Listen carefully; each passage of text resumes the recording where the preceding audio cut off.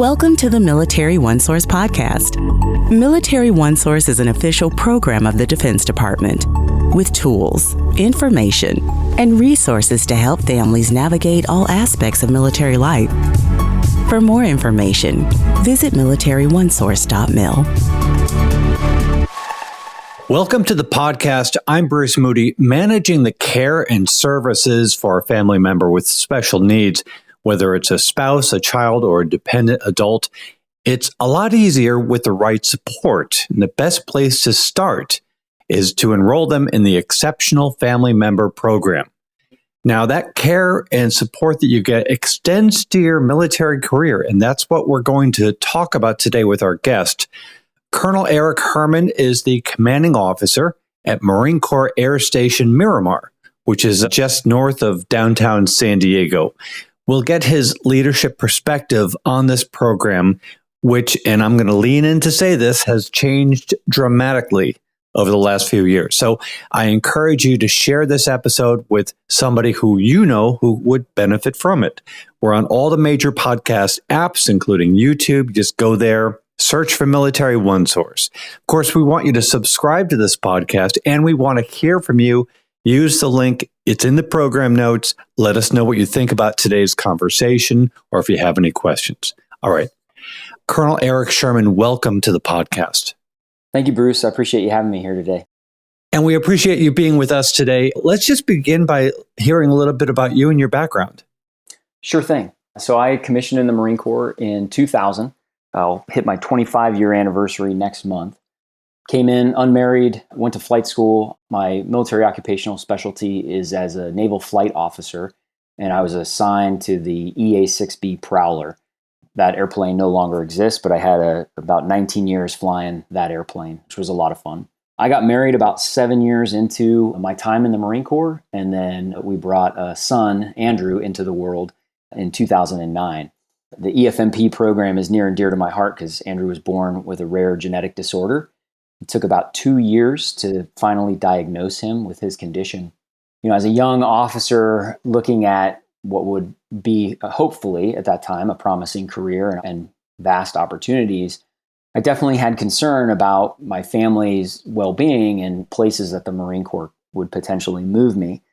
By making the rank of colonel, obviously being enrolled in the EFMP program didn't hinder that career progression. I'm incredibly happy with what I've been able to do. My son, since his birth, has moved, I think, now 6 times. 5 of those were coast-to-coast moves.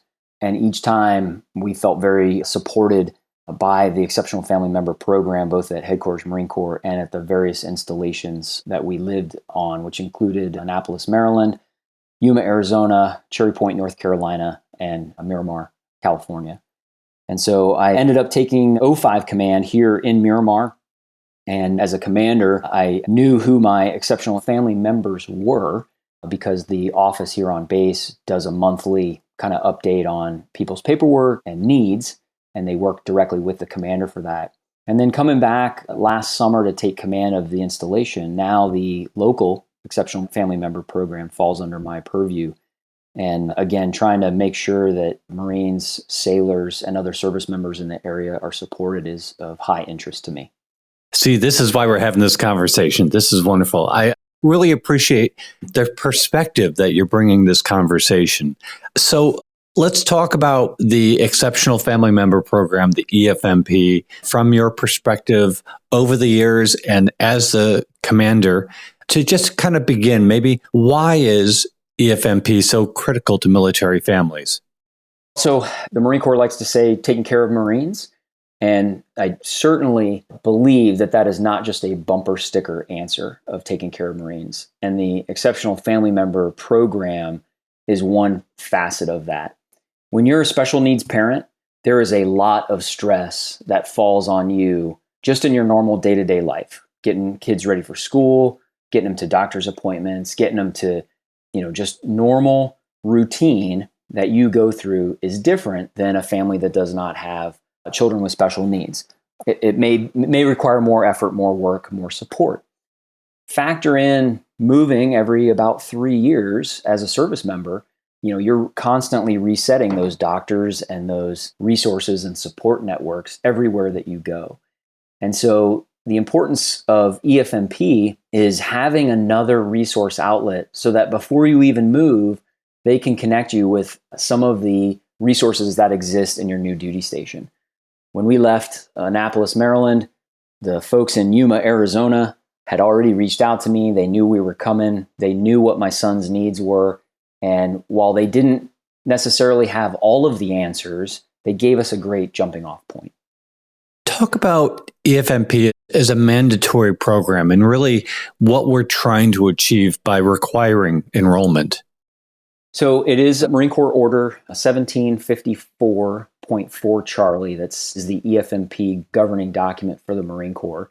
And it's a mandatory program. And the reason is they want to make sure that the quality of life for service members and their families is improved, no matter where they go and no matter what assignment that they're sent to. They support the assignments and they make sure that the services exist so that we don't assign somebody to a location where they wouldn't get support, and it creates more stress on that family, which consequently the service member will take to work and hold on to that stress. And so we don't want to put somebody in that environment. And by knowing what is going on with your family and what resources are required for that family member, we can do a better job as a Marine Corps in assigning people to jobs and locations where they're best and most fully supported.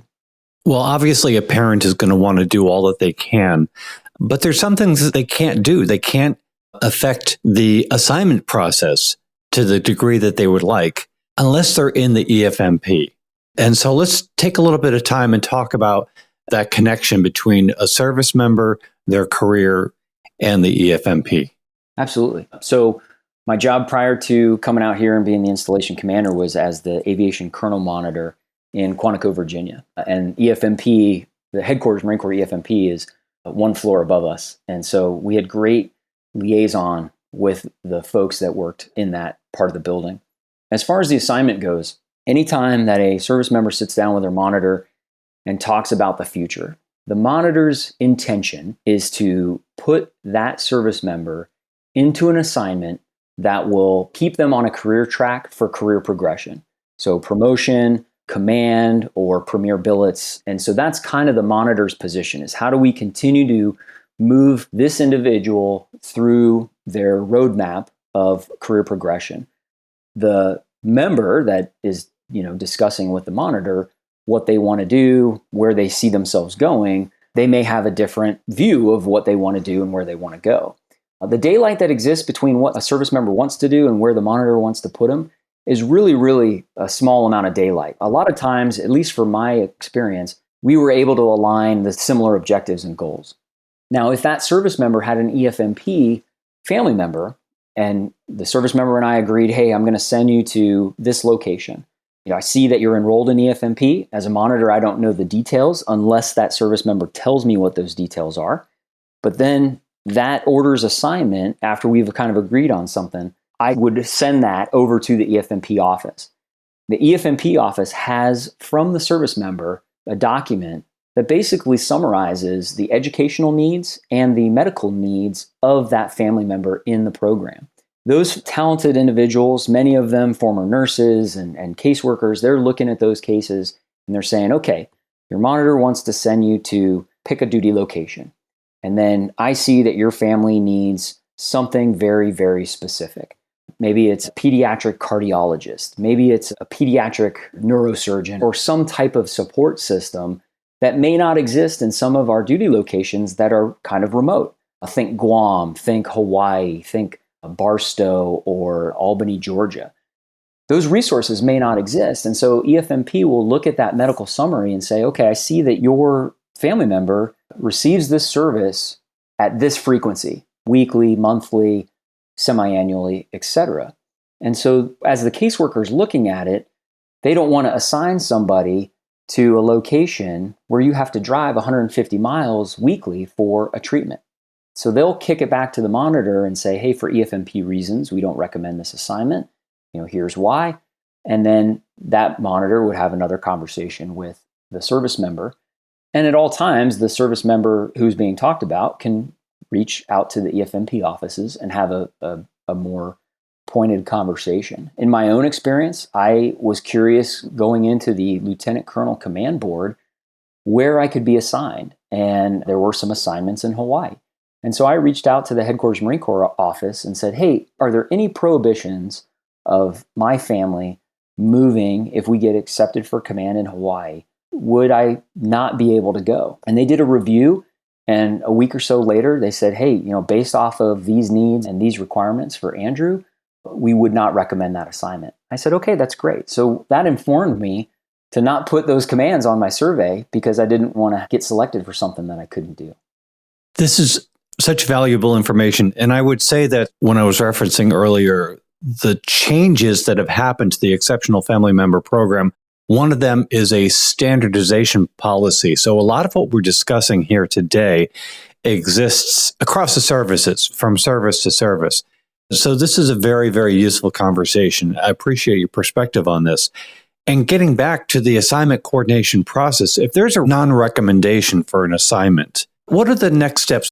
Is there a second review? Is there an appeal process? Or if there's an assignment that a service member is particularly interested in, what review opportunities do they have available to them? Bruce, that's a great question, and I can actually shed light on this because it happened to me. As far as standardization, I kind of want to just make the point that part of the changes, I think, stem from the Marine Corps really leading the way on how we did EFMP. And if a service member got assigned to a joint base, you might have different language or different processes. And so I think a lot of it is from a standardization standpoint. When we send a service member to, maybe they're a Marine and it's an Army base, or they're a sailor and they go to an Air Force base, everybody kind of understands the same language. And really, they've put family members in a level of need based on their circumstance, not based on the diagnosis of that exceptional family member. And so that can provide more opportunities for the duty stations that exist. My personal example, I was a major at the time, and I was invited to go be an instructor at Marine Aviation Weapons and Tactics Squadron in Yuma, Arizona. Yuma is a relatively small town. Medical resources at the time, this is 2012, not robust like San Diego or Virginia Beach or Washington, D.C., just not a pediatric hospital nearby. And so they said we would not normally, we being EFMP, would not normally recommend your assignment to Yuma, Arizona based off your son's needs. And so we had a follow-on conversation about his needs and where he could benefit from. We did a little bit of research of what existed in Yuma. We knew that San Diego was about a less than 3-hour drive to the pediatric hospital in San Diego. And so we talked to the command and got their support, the command in Yuma, to allow me the ability to accept those orders. And so I don't know if that was a special treatment or anything, but it started with a conversation to say, okay, you're saying no. Can we explore that a little bit more? And can we do some research to come to some agreement? Now, I will tell you that responsibility of taking my son to San Diego periodically fell on my wife largely. We had a very strong and robust support network with some family in San Diego, which made that a lot easier. I will tell you, if they come back and say, hey, we wouldn't recommend you for this assignment, and here's why, the why is usually very, very detailed and clear. And then some accommodations or some discussions can be made about, can the service member go by themselves to that duty station because it's so important? Or, are there some compromises that exist? Let's move forward with the process. Orders are in hand. We're at a new installation. What sort of support is being provided from the Exceptional Family Member Program once the family relocates? Bruce, I think that the process starts even before the family moves. Leaving Quantico, Virginia, this most recent time, we were probably 2 months from leaving Quantico, and the EFMP caseworker there in Quantico put me on an email with our Exceptional Family Member caseworker out here in San Diego. I got a wonderful, hey, welcome. Here's some initial resources to get you started. Now, I had familiarity with Miramar, so I kind of knew what I was getting back into. Every time that I've gone somewhere, the EFMP community has reached out and said, this is your new caseworker, and here's their contact information. And then normally during a check-in process, when you're running around base getting signatures on forms, EFMP would be one of those places that I would drop in, meet my caseworker face to face. And they've usually seen my record, in my case, my son's record. And they will answer questions and talk to you about resources. And when you ask questions and they don't know the answer, my experience has been that they will do their best to research, and they'll even reach out to other families that they know to inquire, hey, how did you get this going? And can we put you in touch with somebody to help them along, or tell us, and then the caseworker will pass that to the family member that's coming in. And so I think from a sponsorship form, as somebody is inboarding, it's a great program that allows you to connect very quickly and get the support and resources that your family member requires. That's so interesting. We often say that when there's a strong military family, there's a strong service member. What happens at home influences a warfighter's ability to focus on the mission. And that's really all about what we're talking about today. One of the aspects of support to a family is EFMP respite care. And I wonder if you have any thoughts about what that offers to a family. Yeah. So you have to be a level of need 3 or 4 to be able to take advantage of the respite program. Essentially, it provides reimbursed care at a rate that is determined by the location that you live in. And if you're a level 3 case, you get 20 hours a month of reimbursed care. If you're a level 4, you get 32 hours a month of reimbursed care. And then you attend a orientation, kind of, hey, here's how respite works. Here's the qualities of a respite care individual that's going to come. Here's what they need to have, either licensing or credentialing or that type of thing. It could be as low as, CPR and first aid class. For my son, we are a level 4 need. And so we have an RN that comes in and provides respite care. It's an incredible service from the standpoint of last Saturday night, celebrating our anniversary. We were able to have our nurse come in at about 4 p.m. on a Saturday, which allowed my wife and I to go and just kind of focus on our marriage and not have to worry about who is taking care of our son. And so that was kind of a nice chance to use that program to be able to connect.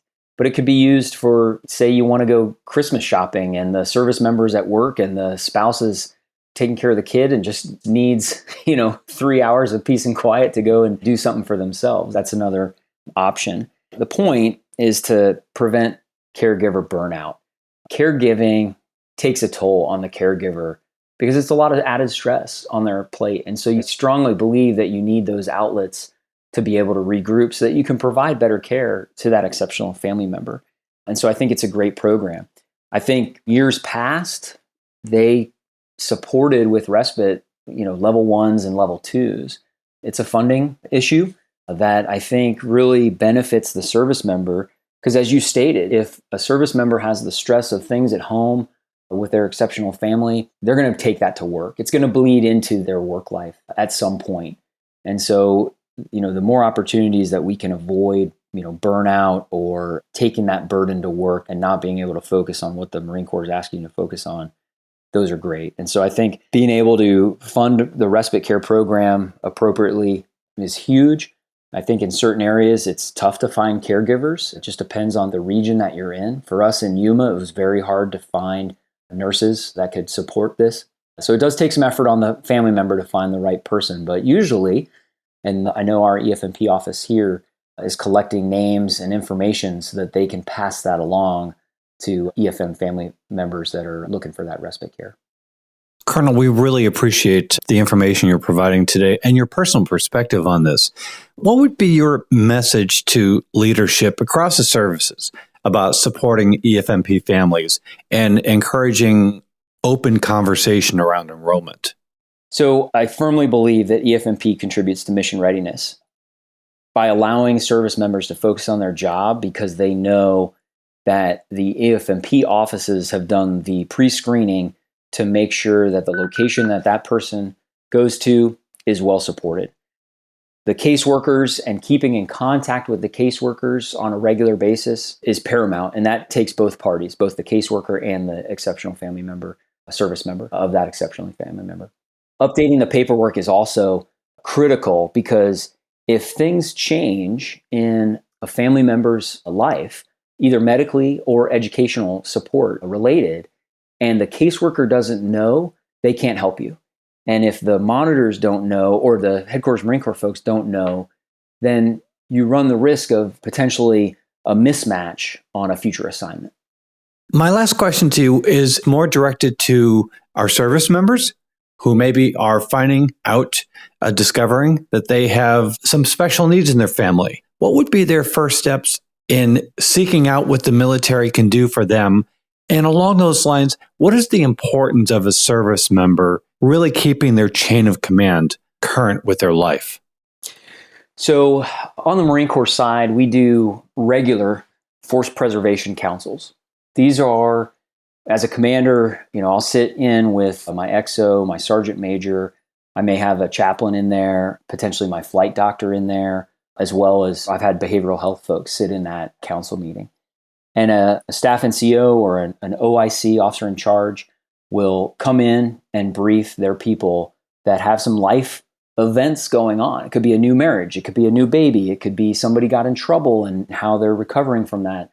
And as they're briefing what the chain of command is doing to help that individual, they're alerting the command and the commander on things that may be beyond that staff non-commissioned officer in charge, or maybe beyond their knowledge base. And so as a commander, you can look across the table at your behavioral health people or your chaplain or your flight doc and say, hey, don't you have a resource that would support this? And I understand people want to be guarded about their personal information. I totally understand that. But when they have faith and trust in the chain of command and a young service member brings up an issue that is affecting them, the response should be, okay, what resources can we provide, or what assistance can we provide to help you get through that challenging time? Not solve the problem, but help you and prevent you from going worse or creating more problems. And so I think for folks that have emerging issues, particularly as it relates to exceptional family member issues, maybe you're not enrolled and you just need to get some more information, you'd be surprised there are a lot of people that are enrolled in the exceptional family member program, and you potentially might not know it. They may have a dependent that has a medical need that you can't see. And so giving the chain of command the opportunity to help, I think, is critically important. But if a service member is reluctant, then they can walk into any EFMP office and say, hey, I just want to talk to somebody about an emerging issue. I'm not sure if this qualifies or not. And that caseworker or those individuals that work with Marine and family programs in those exceptional family member program offices are exceptional. They've been doing it oftentimes for years, and they've been in this space, maybe not on the government side, but in your local city councils or social work or you name it. So they can provide some guidance. You can certainly always go to read the Marine Corps order, which I know nobody likes to go and read those things, but that's another way to get information. A lot of installations, Miramar included, do resource fairs, and they'll advertise that through their marketing channels. And sometimes just going to a resource fair and stop the EFMP table and just getting some information is a great way to do it. As a commander, I got a monthly update of whose paperwork was expiring or expired. And that forced an engagement to ask that individual, like, hey, how you doing? Do you need help? Are you having problems getting this paperwork done? Oftentimes it was just, oh yeah, I meant to get that done. I haven't done it yet. So it wasn't, willful negligence. It was just, they didn't prioritize it. And so I think there's a number of avenues where an individual that is facing something challenging can get help through multiple mediums. Colonel, we really appreciate you joining us today and sharing your perspectives with the Exceptional Family Member Program. Well, thank you for having me, Bruce. I love talking about this because I've had such an incredible experience with the folks that work in the Exceptional Family Member Program offices at various locations. And I think that the better that we can help our service members that are struggling with some of these things, the more that we positively impact mission readiness and allow service members to do what we're asking them to do. And if they know their family is supported, they're going to work so hard. And I just want to put a plug in that Manpower and Reserve Affairs at Headquarters Marine Corps did a study back in 2016, 2017, looking at retention among EFMP families. And it was actually higher for EFMP families than it was for non-EFMP families. So I think once people get into the program and they experience the resources that exist, I think they feel like the Marine Corps is taking care of them. And I just think that's a great message for everybody. It's definitely worth noting that we take care of our families.